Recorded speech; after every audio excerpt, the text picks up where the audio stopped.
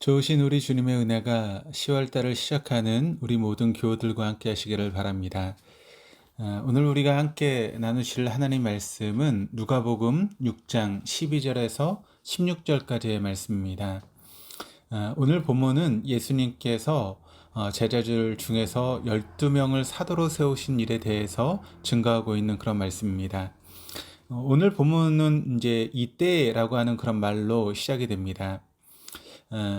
이 본문 앞에 나오고 있는 누가복음 6장 1절에서 11절의 말씀을 보시면 두 번의 안식일 논쟁이 있었습니다. 예수님의 제자들이 안식일에 밀밭 사이를 지나가다가 이삭을 손으로 잘라 먹은 일로 인해서 바리새인들이 하지 못할 일을 했다라고 시비를 걸었습니다. 하지 못할 일이라고 하는 것은 남의 밀 이삭을 따서 먹은 일이 아니라 안식일에 하지 말아야 할 일을 했다라고 하는 것입니다. 그러니까 안식일에 타작을 했다라고 본 것이죠. 하지만 예수님께서는 다시 자기와 함께한 사람들이 진설병을 먹은 일을 말씀하시며 안식일을 어긴 것이 아니다라고 말씀하셨습니다.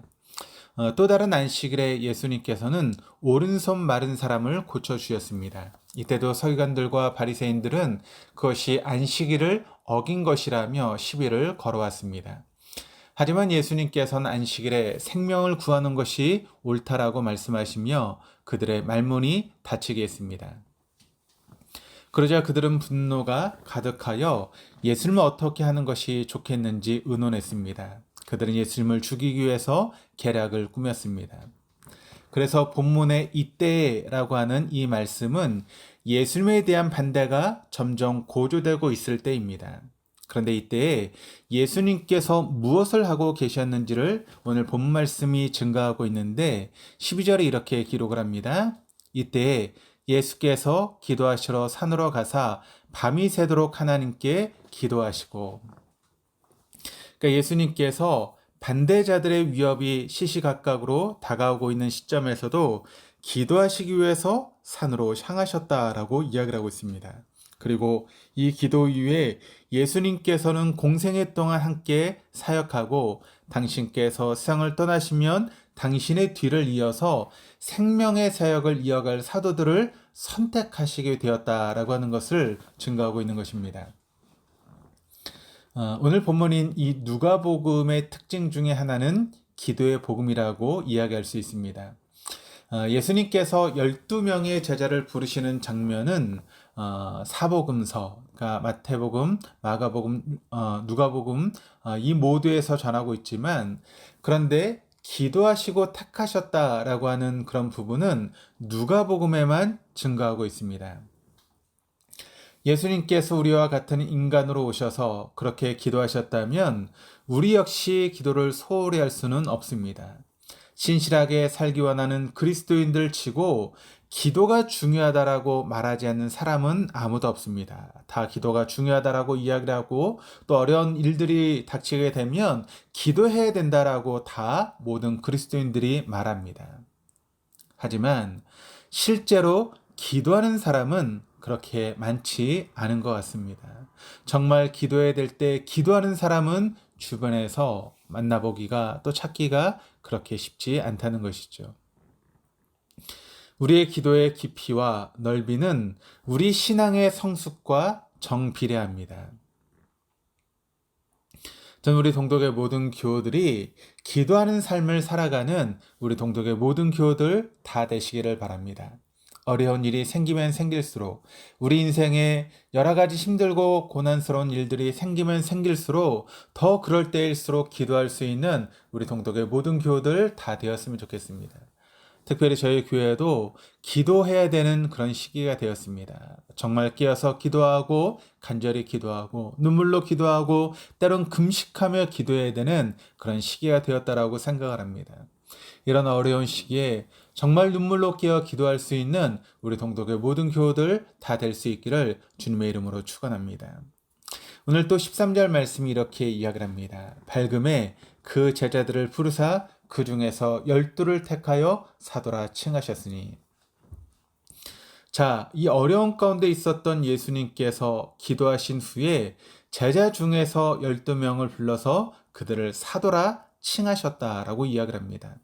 그러니까 제자들을 부르시고 그 중에서 12를 택하셨다라고 하는 것은, 그러니까 예수님을 따라다녔던 사람들이 그저 12명의 사람들이 아니었다는 것입니다. 상당수의 남자와 여자들이 예수님을 따라다녔다는 것이죠. 그들이 주님을 따를 수 있었다는 것, 그것만 해도 여러분 얼마나 큰 복이겠습니까? 상을 쫓지 않고 예수님을 따를 수 있었다는 것, 그것은 큰 복일 것입니다. 그런데 그 중에서 12명으로 택함을 받은 것은 말할 수 없는 은총 아니겠습니까? 우리가 주님을 따르게 되는 것, 하나님의 큰 은혜입니다. 우리가 받을 수 있는 복입니다. 그런데 우리가 주님을 따르는 것뿐만 아니라 우리가 주님께 쓰임받고 있는 삶을 살고 있다는 것, 여러분 그것은 정말 큰 은총이다라고 하는 것을 여러분 잊지 마시기를 바랍니다. 그런데 여러분 우리가 그것이 은총이라고 하는 것을 알고 있음에도 불구하고 우리가 주님께서 우리를 쓰시고자 할 때 여러분 우리가 그렇게 헌신하는 사람은 그다지 많지 않은 것 같습니다. 주님께 쓰임받는 것, 그것이 은총임을 깨닫고 주님께서 우리를 부르실 때 아멘하고 응답하며 주님께 쓰임받을 수 있는 우리 모두가 되어야 될 줄 믿습니다. 주님께서 부르셨던 12명의 이름이 이러합니다. 14절에서 16절까지 말씀을 보시면 곧 베드로라고도 이름을 주신 시몬과 그의 동생 안드레와 야고보와 요한과 빌립과 바돌로메와 마테와 도마와 알페의 아들 야고보와 셀롯이라는 시몬과 야고보의 아들 유다와 예수를 파는 자가 될 가룟 유다라.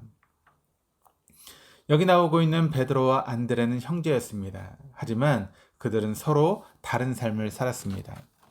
우리가 흔히 베드로는 제자 중에 수제자라고 부릅니다. 그것은 그가 가장 연장자로 보이기도 하고 또 제자 중에서 유일한 기혼자였고 또 성격이 급해서 누구보다 말과 행동이 앞섰던 것도 한몫했으리라고 생각이 됩니다. 반면에 안드레는 제자 중에서 가장 먼저 예수님께 부름을 받았지만 그에 관한 것은 공간복음에는 전혀 나오지 않고 요한복음에만 나옵니다. 그는 주로 연결하는 역할을 했던 사람으로 보여집니다. 형 베드로를 예수님께 인도한 사람도 안드레였고 사복음서에 모두 나오는 유일한 표적인 오병이어의 사건이 일어날 수 있었던 것, 그것은 보리떡 5개와 물고기 2마리를 가지고 있는 아이를 예수님께 데리고 왔던 사람도 안드레였습니다. 또한 야고보와 요한도 형제인데 베드로와 안드레의 형제는 어떻게 보면 좀 다른 그런 모습의 형제였다면 이 둘은 좀 닮은 꼴의 형제였습니다. 이 둘은 성격이 모두 급하여서 별명이 우레의 아들이었습니다. 또한 불타는 야망도 갖고 있었습니다. 그래서 예수님께 자신들을 주의 우편과 좌편에 앉게 해달라고 요청하기도 했습니다. 그러니까 이 말은 주님께서 예루살렘에서 왕으로 등극하면 자신들을 우의정과 좌의정의 자리에 앉게 해달라고 하는 그런 내용입니다. 하지만 하나님께서는 야고보는 사도 중에 첫 순교자의 제물로 받으셨고 요한은 마지막까지 살게 하셔서 산 순교자로 받으셨습니다. 빌립과 바돌로메, 나다나엘은 친구 사이였는데 이 빌립은 신중하고 이성적이어서 예수님께서 5,000명의 사람을 조금이라도 먹이려면 200데나리온의 돈이 필요하다고 말했던 인물이 바로 빌립이었습니다. 바돌로메는 나다나엘은 나사렛에서는 선한 것이 날 수 없다라고 하는 편견을 가지고 있었지만 주님께 부르심을 받았습니다. 또 마태, 본명은 레위가 있는데 이 마태는 당시 사람들로부터 손가락질의 대상이었던 세리였음에도 주님께 부르심을 받았습니다. 그리고 도마는 우리가 흔히 의심 많은이라고 하는 수식어가 붙곤 하는데 그는 의심이 많았다라기보다 주님을 더 제대로 알고 싶어서 질문이 많았던 사도였습니다. 또한 도마를 디두모라 하는 도마라고 그렇게 부르는데 이 디두모라고 하는 것은 쌍둥이라고 하는 그런 뜻입니다. 그러니까 베드로와 안드레, 야고보와 요한은 형제로서 부르심을 받았는데 빌립과 바돌로메는 친구 사이인데도 같이 부르심을 받았습니다. 그런데 도마는 쌍둥이였음에도 불구하고 혼자 부르심을 받았습니다. 알페오의 아들 야고보와 셀롯이라는 시몬은 성경의 이름만 나오고 그들의 삶은 잘 나오지 않습니다. 하지만 중요한 것은 그들도 주님의 사도로 부르심을 받았다는 것입니다. 마지막 두 인물이었던 야고보의 아들 유다와 예수를 파는 자가 될 가룟 유다. 이 두 사람은 이름이 같습니다. 하지만 두 사람이 같은 삶을 산 것은 아니었다는 것입니다. 한 사람은 주님의 제자로 남았지만 또 한 사람은 배신자로 인류 역사상 가장 오명을 남긴 사람이 되어버리고 말았습니다. 자격 없는 사람을 제자로 사도로 삼으시는 주님의 부르심은 참 신비합니다. 그러나 그것보다 더 중요한 것은 우리의 삶이 주님의 제자의 주님의 사도로 걸맞게 살아가는 것이 훨씬 더 중요한 일 아니겠습니까? 우리는 주님의 부르심을 받았습니다. 하나님의 자녀가 되었고 예수님의 제자가 되었고 그리스도인으로 부름을 받았습니다. 그렇다면 우리가 하나님의 자녀로서 또 예수님의 제자로서 또 그리스도인으로서 걸맞게 삶을 살아가고 있는가에 대해서 다시 한번 깊이 생각하는 시간이 되어주기를 바랍니다. 예수님께서는 제자 중에서 12를 사도로 부르신 것은 그들로 하여금 부활의 증인으로 또 하나님 나라의 통로로 살아가게 하시기 위해서 그들을 부르신 것입니다.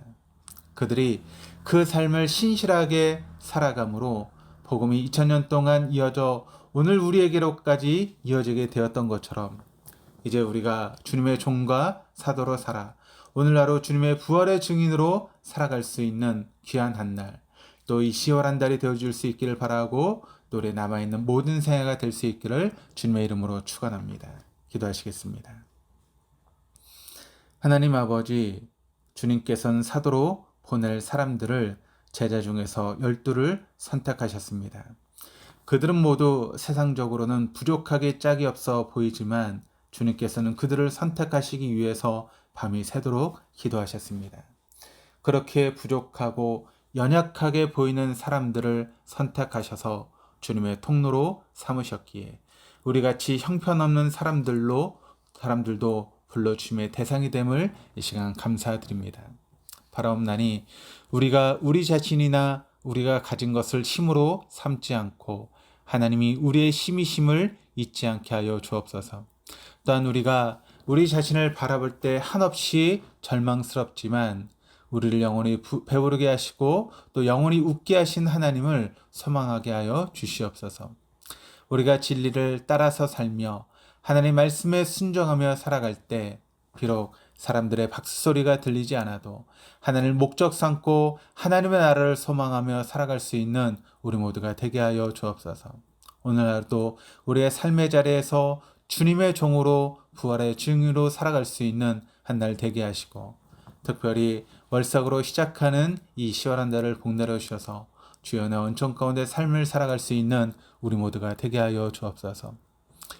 이제 수를 받으시고 또 항암의 모든 절차 가운데 서게 되실 우리 김재홍 장로님을 하나님 축복하여 주셔서 주님이 주시는 강건함이 우리에게 장로님에게 있게 하시고 또 남아있는 모든 치료의 절차 그 모든 절차를 하나님 주관하여 주셔서 우리 장로님에게 강건함을 허락하시고 우리 장로님 건강하고 회복해서 주의 일을 감당하며 주의 부르심에 응답하며 살아갈 수 있도록 인도하여 주옵소서.